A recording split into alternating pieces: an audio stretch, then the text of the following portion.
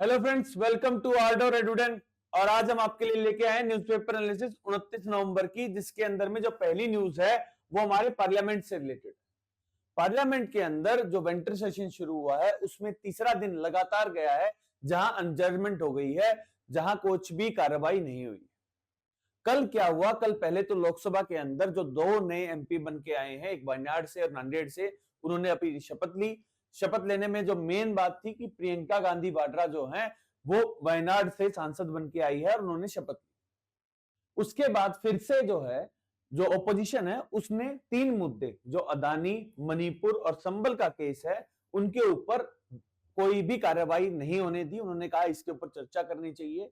और केओस के चक्कर में लोकसभा के अंदर ओम बिरला जी ने जो कार्रवाई है वो अगले दिन के लिए स्थगित कर दी। राज्यसभा में भी सेम हाल था। राज्यसभा के अंदर जो हमारे उपराष्ट्रपति है धनखड़ जी, उन्होंने कहा कि पॉइंट ऑफ ऑर्डर जो है, जो रेज कर रही थी ऑपोजिशन बार बार कि अदानी के ऊपर उन्हें कुछ ना कुछ डिस्कशन चाहिए, क्योंकि अदानी एक बहुत बड़ी फर्म है और उसका इंडाइटमेंट जो हुआ है यूएस कोर्ट के अंदर, और जिसमें प्रॉपरली कहा गया है कि वारंट जारी किया गया है। ऑपोजिशन का कहना है कि अदानी को हमें अरेस्ट करके भेज देना चाहिए, इस पॉइंट ऑफ ऑर्डर के ऊपर पूरा डिस्कशन होना चाहिए। ये जो है, जब धनखड़ जी ने नहीं किया तो उसके केस में फिर से बवाल हुआ और इसलिए डिसरप्शन होने की वजह से तीसरा दिन ऐसा हुआ जिसमें कोई भी कार्रवाई नहीं हो पाई। अब जो नेक्स्ट न्यूज है वो नेक्स्ट न्यूज है हमारी सुप्रीम कोर्ट से रिलेटेड। आप सबको पता है कि संभल के अंदर कम्युनल क्लैश हुआ था और संभल के अंदर जो शाही जामा मस्जिद थी वहां पर एक प्रॉपर सर्वे की बात की जा रही थी। उसी के लिए जो मुस्लिम पक्ष है वो सुप्रीम कोर्ट के अंदर गया और सुप्रीम कोर्ट के अंदर जो हमारे सीजीआई हैं संजीव खन्ना जी और संजय कुमार जी की बेंच जो है वो आज इसके ऊपर डिस्कशन करेगी और ये देखेगी कि जो सर्वे हुआ है उसके, मुस्लिम पक्ष का ये कहना है कि जो सर्वे है उसकी रिपोर्ट को सील पैक कर देना चाहिए और उसको दोबारा से कहीं भी आप पब्लिक में ना लेके आई। अब देखना यह होगा कि सुप्रीम कोर्ट इसके अंदर में क्या फैसला लेती है। वहीं दूसरी बात यह हुई है कि जो महंत हैं उन्होंने कहा है कि 1976 से जब से मर्डर हुआ है एक महंत का, उन्होंने अपना एक पक्ष रखा है, इसीलिए हम चाहते हैं कि ये सर्वे पूरा हो और जिन महंत ने, जिन्होंने अपना बलिदान दिया है, जो मर्डर हो गया था, उसके रेस्पेक्ट में हमें यहाँ पर एक मंदिर, और मंदिर के साथ साथ मंदिर अगर नहीं भी बन रहा है तो हमें पूजा अर्चना करने की इजाजत दी जाए, क्योंकि हमारा right to freedom, religious freedom इसमें वायलेट हो रहा है। जो नेक्स्ट न्यूज है वो है अजमेर दरगाह। अब क्या हुआ है, जैसे संभल के अंदर शाही दरगाह के अंदर जहां पर यह कहा गया कि हिंदू पक्ष ने कहा कि वहां श्री हरि मंदिर था, वहीं जो अजमेर शरीफ, जो शेख मोइनुद्दीन चिश्ती की जो दरगाह है, जो एक आर्कियोलॉजिकल सर्वे ऑफ साइट है, जो 13 सेंचुरी से वहां है, जहां पर हर एक प्राइम मिनिस्टर अपनी चादर चढ़ाते हैं उनके रेस्पेक्ट के अंदर, वहां पर भी सेम केस खुल गया है। और जो मैंने आपको बताया था कि डी वाई चंद्रचूड़ जी ने जो मई 2022 के अंदर जजमेंट दिया था कि प्लेसेस ऑफ वर्शिप एक्ट है 1991, हम उसके नेचर को चेंज नहीं कर सकते लेकिन सर्वे करवा सकते हैं। उस पेंडोरा बॉक्स को खुलने के बाद यह चीज हुई है।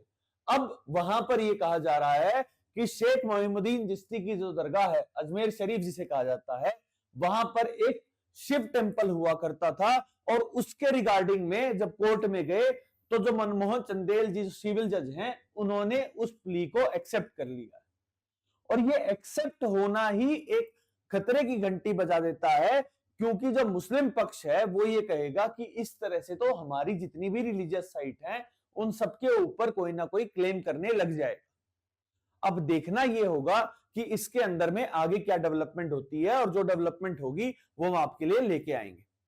वहीं जो नेक्स्ट न्यूज है वो ईवीएम से रिलेटेड है और ओपोजिशन पार्टीज ने यह कहा है कि हम ईवीएम से रिलेटेड एक प्रॉपर रैली निकालेंगे, क्योंकि उन्होंने कहा है कि जो महाराष्ट्र के अंदर जो ओपोजिशन की हार हुई है, ओपोजिशन में भी अगर प्रिसाइज किया जाए, महाविकास अघाड़ी जो अलायंस था जिसके अंदर कांग्रेस, शिवसेना, उद्धव ग्रुप और जो एनसीपी शरद पवार है, उन्होंने कहा जब हमने लोकसभा के अंदर 48 में से 30 सीटें जीती थी तो उस हिसाब से जो अब परिणाम आए हैं, जिसके अंदर हमारे पूरे अलायंस को 288 में से सिर्फ 50 से कम सीटें मिली हैं, इसका यह अंदाजा है कि जो ईवीएम है वो हैक हो रही है। और इसीलिए जो कांग्रेस, महाराष्ट्र कांग्रेस के जो प्रेसिडेंट है नाना पटोले, उन्होंने कहा है हम एक प्रॉपर सिग्नेचर कैंपेन चलाएंगे और उस हिसाब से जाएंगे कि हम दोबारा से बैलेट बॉक्स की तरफ जाना चाहते हैं और ईवीएम को हम हटाना चाहते हैं। इसके लिए जो कांग्रेस के प्रेसिडेंट है मल्लिकार्जुन खड़गे, उन्होंने भी ये कहा है कि हम एक प्रॉपर यात्रा निकालेंगे और हम ये चाहते हैं कि जो बैलेट पेपर है उसको दोबारा लाया जाए और ईवीएम को खत्म किया जाए। इसके अंदर में एक और बात आती है, जब सुप्रीम कोर्ट ने डिफरेंट केसेस के अंदर ये बात कह चुके हैं कि ईवीएम कहीं भी हैक नहीं हो रही है, और जहां पर इलेक्शन कमीशन का भी एक पक्ष आता है कि जिसने कई बार कह दिया है कि आप आइए, हम आपको ऑप्शन देते हैं, अगर ये कहीं भी हैक हो सकती है तो आप हैक करके दिखाइए, वहां पर कोई भी अपोजिशन की पार्टी नहीं जाती है।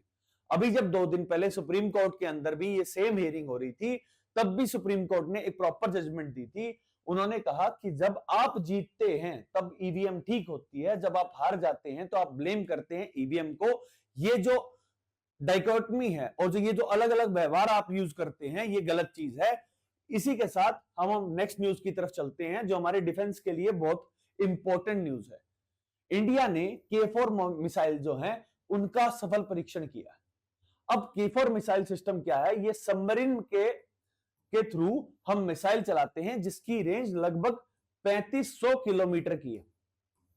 एक 3500 किलोमीटर की सबमरीन से लॉन्च होने वाली न्यूक्लियर कैपेबल मिसाइल जिसका सफल परीक्षण हमने किया है, वो हमारे डिफेंस के लिए कितना इंपॉर्टेंट है। आप इस बात को सोचिए कि इंडिया जो है, इंडिया के आसपास का 3500 किलोमीटर की जो रेडियस का जो भी एरिया है, हम वहां पर कहीं भी सबमरीन के थ्रू हम वहां पर एक प्रॉपर अटैक कर सकते हैं और इससे हमारा डिफेंस जो है वो बहुत ज्यादा हाई लेवल पे चला जाएगा और हम उस एलीट ग्रुप में आ जाएंगे जिन ग्रुप्स के पास सबमरीन से इतनी पावरफुल मिसाइल लॉन्च करने का सिस्टम है। जैसे यूएस है, रशिया है, उस एलीट ग्रुप के अंदर इंडिया भी इंक्लूड हो गया है। अब हम चलते हैं हमारी नेक्स्ट न्यूज की तरफ, जिसके अंदर में जो सीसीआई है, कंपटीशन कमीशन ऑफ इंडिया है, उसने गूगल के ऊपर एक प्रोब स्टार्ट कर दिया है। और प्रोब किस लिए किया है? उसके अंदर में जो मेन पार्टी है वो है विंजो।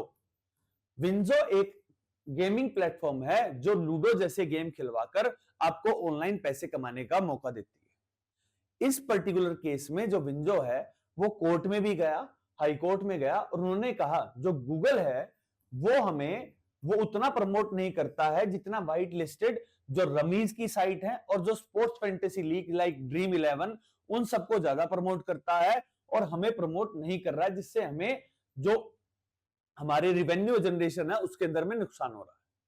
इसीलिए सीसीआई ने कहा है कि हम एक प्रॉपर एक इन्वेस्टिगेशन जारी करते हैं गूगल के खिलाफ। इससे पहले भी 2022 के अंदर सीसीआई ने 2273 करोड़ का एक प्रॉपर फाइन लगाया था गूगल के ऊपर, जब सीसीआई ने यह कहा था कि जो आप गूगल में एंड्रॉइड ऑपरेटिंग सिस्टम यूज करते हैं उसके अंदर में आप अपनी प्री इंस्टॉल्ड एप्स डालते हैं, और प्री इंस्टॉल्ड एप्स डालने की वजह से, जैसे अगर मान लीजिए कोई एंड्रॉइड फोन लेता है तो उसके अंदर में प्री इंस्टॉल्ड यूट्यूब आता है, प्री इंस्टॉल्ड गूगल क्रोम आता है, तो ये सब जो आपकी जो जीमेल है अगर आप खुद से डालेंगे तो उसमें हमारी जो लोकल जो है और जितने भी प्लेटफॉर्म है जो अपनी और साइट बनाते हैं उन सब के लिए आप एक अलग तरह का बर्ताव कर रहे हैं। इसलिए पहले भी 2273 करोड़ रुपए का फाइन लगाया गया था 2022 के अंदर। अब देखते हैं इस पर्टिकुलर केस में सीसीआई क्या फाइंडिंग लेके आता है और जो विंजो है वो जीत पाता है कि नहीं जीत पाता है। अब हम चलते हैं हमारी नेक्स्ट न्यूज की तरफ, जिसके अंदर है इंटरनेशनल अफेयर्स से रिलेटेड, बांग्लादेश से रिलेटेड। अब इसके अंदर में क्या हुआ है, बांग्लादेश में आपको पता है कि 5 अगस्त 2019 से जब से शेख हसीना की गवर्नमेंट गई है तब से एक प्रो मुस्लिम गवर्नमेंट बनी है, जिसके हेड जो हैं वो नोबेल लॉरिएट मोहम्मद यूसुफ है। अब क्या हुआ था कि कुछ दिन पहले जो चिन्मयानंद दास जी हैं, जो इस्कॉन बांग्लादेश के अंदर एक रिलीजियस फिगर हैं, उनका अरेस्ट किया गया था और उनकी जब बेल के लिए प्ली जा रही थी हाईकोर्ट के अंदर, तब वहां पर एक लॉयर की मृत्यु हो गई। इससे कम्युनल वायलेंस ज्यादा बढ़ गया और ये तक बात हुई थी कि जो एस्कॉन है उसके खिलाफ हाईकोर्ट के अंदर एक प्ली गई कि एस्कॉन को पूरे बांग्लादेश के अंदर बैन कर देना चाहिए।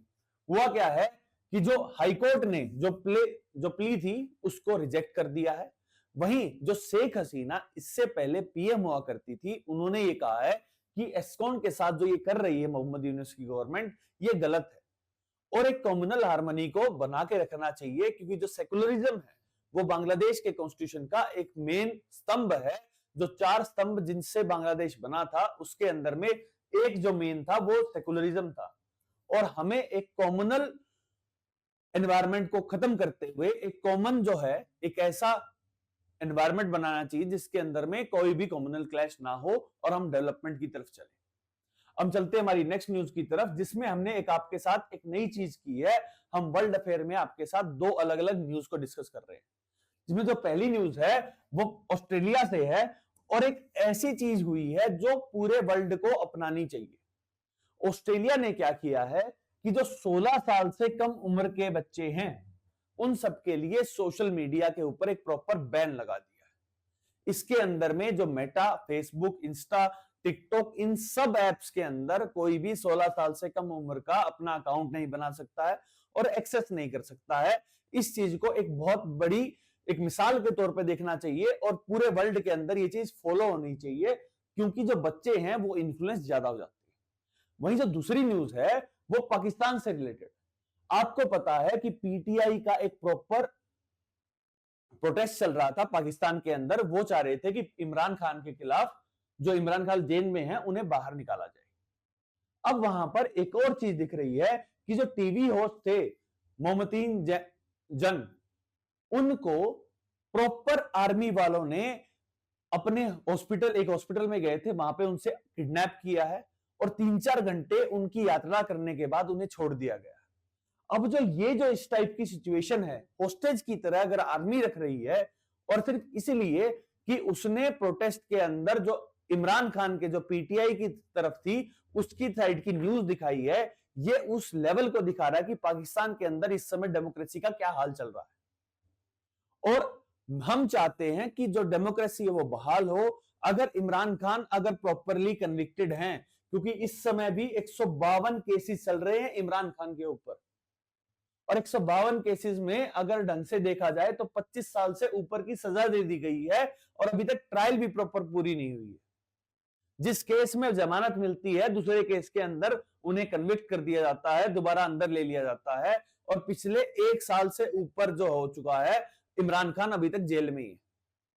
और पीटीआई जो कि इंडिपेंडेंट लड़कर, जिसने 92 एमपी जो पूरे पाकिस्तान के अंदर जीते थे, वो सिर्फ इसलिए सरकार नहीं बना पाई क्योंकि इंडिपेंडेंट थे। और एक कॉन्स्टिट्यूशन का एक मजाक सा बन के रह गया पाकिस्तान के अंदर। और देखना होगा कि क्या आर्मी इसी तरह से क्रैकडाउन करती रहेगी। वही जो नेक्स्ट न्यूज है वो 3 शॉर्ट न्यूज हम नेशनल और डोमेस्टिक जो न्यूज है वो लेके आएंगे। इसके अंदर में जो पहली न्यूज है कि जो चीफ जस्टिस ऑफ दिल्ली हुआ करते थे मनमोहन जी, उन्हें सुप्रीम कोर्ट में जज के तौर पे इंक्लूड करने के लिए जो संजय खन्ना जी हैं, जो संजीव खन्ना जो हमारे सीजीआई हैं, उन्होंने रिकमेंड किया है। तो मोस्टली वो कॉलेजियम के अंदर इंक्लूड हो जाएंगे। वहीं जो दूसरी न्यूज है, जो हेमंत सोरेन, अभी जो झारखंड के अंदर इलेक्शन हुए थे उसके बाद जो इंडिया गवर्नमेंट की सरकार बनी है, जहां पर हेमंत सोरेन दोबारा से झारखंड मुक्ति मोर्चा के उन्होंने शपथ ले ली है as a chief minister of Jharkhand. वहीं जो तीसरी न्यूज है वो बहुत इंपॉर्टेंट इसलिए हो जाती है कि जो सलमान खान नाम का एक लश्कर ए तोयबा का टेररिस्ट जो था, जो रवांडा के अंदर, रवांडा कहां है, साउथ अफ्रीका के अंदर, साउथ अफ्रीका के ऊपर एक छोटा सा देश है रवांडा, वहां से पदार्पण किया गया है सलमान खान का। और एनआईए जो नेशनल इन्वेस्टिगेशन एजेंसी थी वो प्रॉपर क्रैकडाउन किया है, उन्होंने निकाला है सलमान खान को। और ये किस में एक्यूज था, ये बेंगलोर केस के अंदर, और ये बहुत सारे ऐसे केसेस थे जो टेररिस्ट के केस थे जिसके अंदर में संलिप्त था और एक प्रॉपर टेररिस्ट घोषित हो रखा था इंडिया के अंदर। और ये डिप्लोमेसी भी दिखाता है। अभी तक रवांडा और इंडिया के बीच में कोई भी ऐसी ट्रीटी नहीं है जहां पर कोई भी अगर कन्विक्ट है उन दोनों का एक्सचेंज हो सके। लेकिन इंडिया की जो साफ छवि है और इंडिया ने जो पेपर प्रोड्यूस किए हैं रवांडा गवर्नमेंट के पास, तभी रवांडा गवर्नमेंट ने वहां पर जो सिटीजन था, जो वहां पर रह रहा था, उसका पदार्पण किया इंडिया के पास। ये था आज का newspaper analysis. That's all for today. Thank you very much and please subscribe to art. Thank you.